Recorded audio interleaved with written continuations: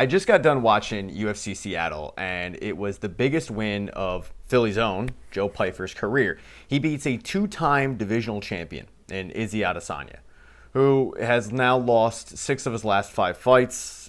Some of those you can give a reason why. But in this instance, Joe did a great job of.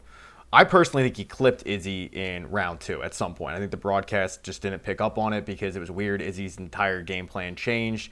All of a sudden, he's just standing in front of Joe Pyfer. He's not moving. He's not switching stances, and he continued to get clipped until eventually he was taken down. The biggest moment of the fight to me was the transition where he went from having Izzy's back and having that key locked in to then transitioning to mount, and that was all she wrote. This video isn't about that. This video is about something that I want to see changed with Philly fighters. Because I am from Philly, and I love watching fighters put on for my city. I love watching them do something I can't, which is get into a cage and throw hands, because I'm a bitch, okay? But while I might be a bitch, and while I could never do what they do, there is one thing I could do differently that would be much improved from what I see Philly fighters do. Time and time again, these guys go out there. They prove that Philadelphia is a very underrated market for fighters to come out of. When you look at some of the guys coming out of this area, whether it be Joe Pyfer, whether it be the Kyle Dawkins now, who's going to be fighting on the White House card, whether it be Sean Brady, who is one of the best welterweights in the sport, whether it be Andre Petrosky, there's a lot of examples of guys coming out of Philly and wasting the post-fight interview, the in-octagon interview, completely botching it. And today was another example. And I knew it was coming because I was having a conversation with my buddy who is a karate coach, knows a couple of these guys, like trains with a couple of them. And I made this point a couple of Joe Pyfer fights ago. And I made it with also with Sean Brady fights. They routinely waste it by not doing something as simple as having a name. Wasting your post-fight octagon interview is criminal. It is one of the dumbest things you can do in the sport because you're literally leaving money on the table by doing it. I mean, think about some of the best orators in the sport, okay? Chael Sonnen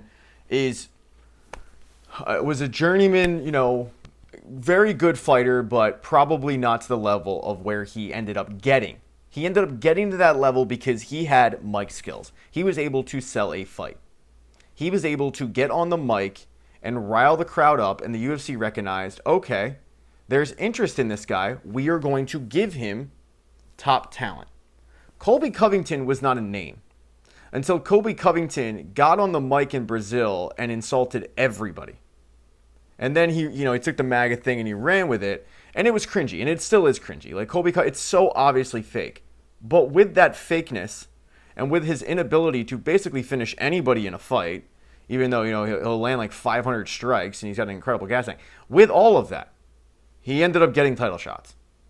Jorge Masvidal played off a journeyman. Jorge played off a incredible knee to Ben Askren. The follow-up on that was the biggest.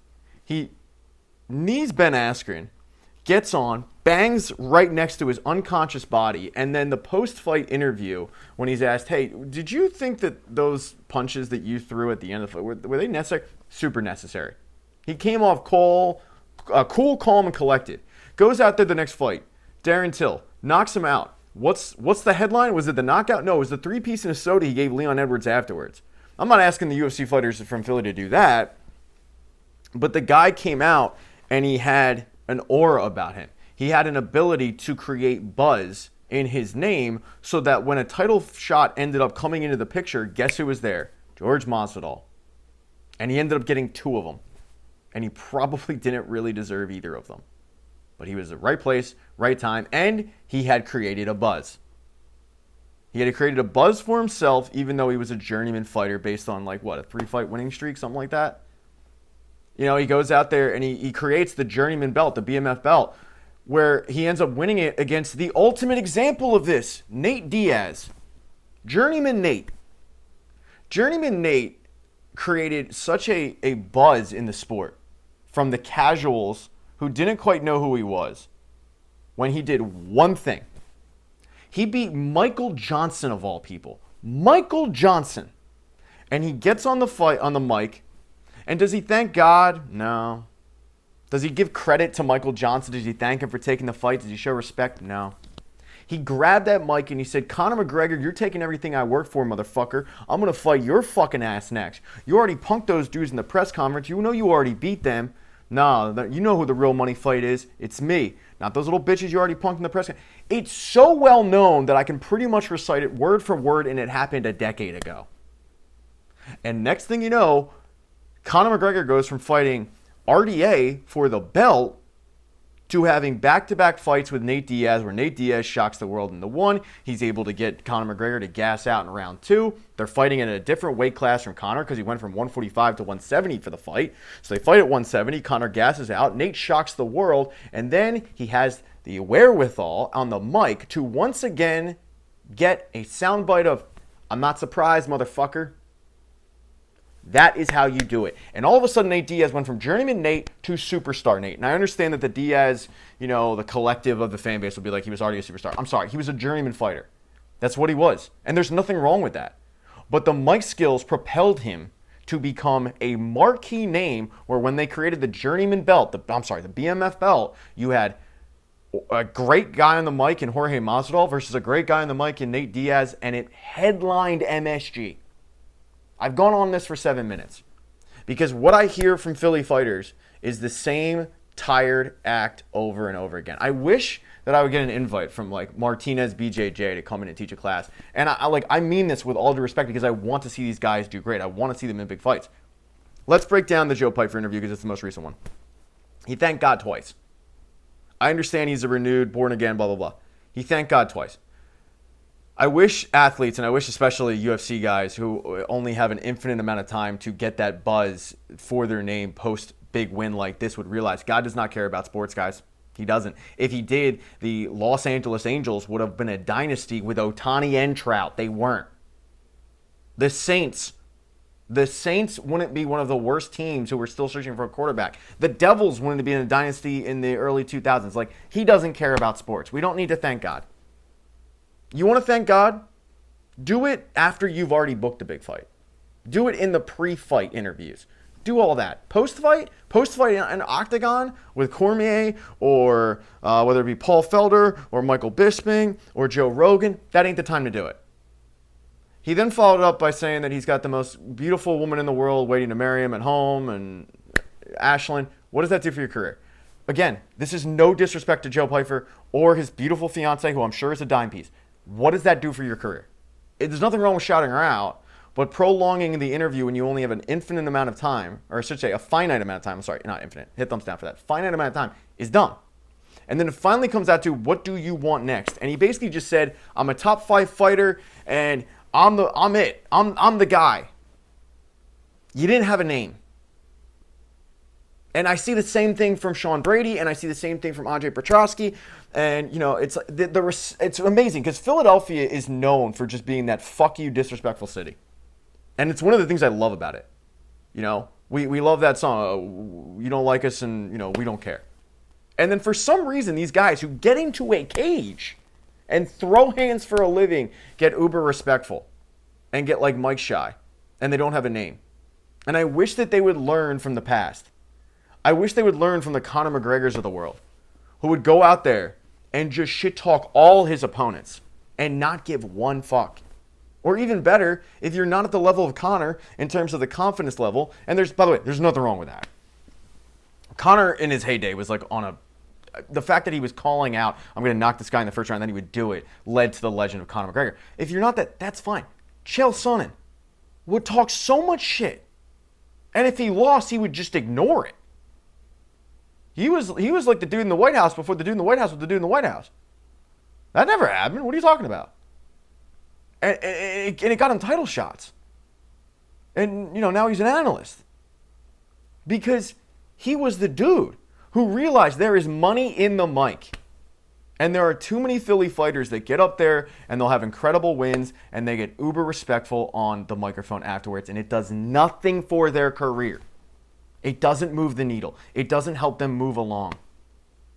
You need to have a name. You need to have pre-thought out insults, and you need to drag your balls all over their chin so that when a fight ends up falling out, you're the name. Nate Diaz was not on the UFC's radar to replace RDA or even fight Conor McGregor at 155 until he made waves with that post-fight interview. And yet I see Joe Pyfer go out there. He finishes a 2-time divisional champion. He doesn't call out the champion by name. Called out God by name twice. Called out his fiance. Again, use that after you've booked the fight. Use that in the pre-fight interviews with the media and the scrums and the pre-fight press conference and all of that. There's nothing wrong with having respect for the guy you just fought. I get that. Have zero respect for the guy you haven't fought. Have zero respect for the guy who has the belt so you can start getting pay-per-view points. Although I don't even know if they do pay-per-view points now with the Paramount deal. But it's something that I routinely see, and it drives me up a fucking wall because you can be better. Learn from some of these guys that are journeyman fighters who have made a name and have made a killing, by the way, money-wise, based on mic skills. It is something that I think that truly guys in Philly need to practice better. I mean, and I know it's not the same because one is scripted and one is real, but like WWE practices it. You can have all the talent in the world. If you have no mic skills, you're not going anywhere. And I hate to say it, none of these guys from Philly, none of these marquee guys that have made from Philly would make it in WWE because they have no mic skills. They need to learn. I will teach them, for Christ's sake. I will show them examples if they skipped ahead this entire video. You're leaving money on the table by botching these interviews. I really hope that if I don't think any of them will see it, but I hope that if they do, they take the constructive criticism as just that. It is very constructive criticism. I want what's best for the city. I want them to prosper. I want them to succeed. I want them in these big fights because I think they're that good. And you know, if they are journeymen, there's proof out there that even if you're a journeyman fighter, and even if you're going to be a middle of the pack guy, and by the way, there's nothing wrong with being ranked top 10 in the world at something. But if you're a top 10 guy and you probably never get that title, there's nothing wrong with collecting a big fat check and being a name that will draw crowds. And right now, I hate to say it because I have a lot of respect for what these guys do in Octagon. But right now, none of them are the marquee draw for the casual fan to go like, holy shit, he is my favorite fighter. You got Joe Pyfer beating Izzy Adesanya. What turned everybody on to Izzy Adesanya?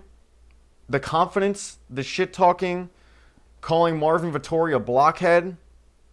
You know, Derek Brunson became Derek Bumson. Then he knocked him out in round 1. It was the disrespect that he showed to his opponents. Vividly remember the one fight. I think it was against Brad Tavares. People that say like I'm not the guy. Yeah, fuck you, pay me. Like that shit went viral. Nothing that has ever been nothing that's ever come out of a Philly fighter's mouth will ever go viral because it's the same thing. It's respect. Thank God. Shout out to my wife and kids. Thank you where the location is. Good night. See you next time. Ain't good enough. Let me know what you guys think in the comment section. As far as comments go, I'm probably only going to respond to channel members, so become a channel member. Support the channel if you could. That'd be cool. If not, subscribing is cool too. Hit thumbs up if you like this. Smash that thumbs down button if you thought it sucked. Again, if you're a Philly fighter, I mean this constructively. I don't mean this as like a dig at you guys. I mean this because I want the best. It's like when I'm hard on my kid, you know? I want what's best for him. You can't just have fruit snacks for dinner. Gotta mix in some greens every once in a while. Kind of like you can't just, thank God. You got to mix in some shit talk. But yeah, let me know what you guys think and go Birds, I guess. Go Birds.